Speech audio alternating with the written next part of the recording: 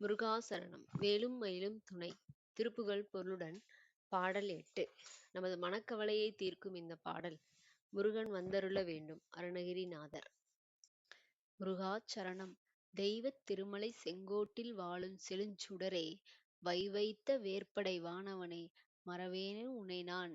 இதன் பொருள், தெய்வீகமான செங்கோட்டு மலையில் குடியிருக்கும் ஒளிவீசும் திருவிளக்கைப் போன்ற முருகனே, எப்போதும் தயார் நிலையில் உள்ள வேலாயுதத்தை ஏந்திய தேவா, நான் உன்னை ஒருபோதும் மறவேன்.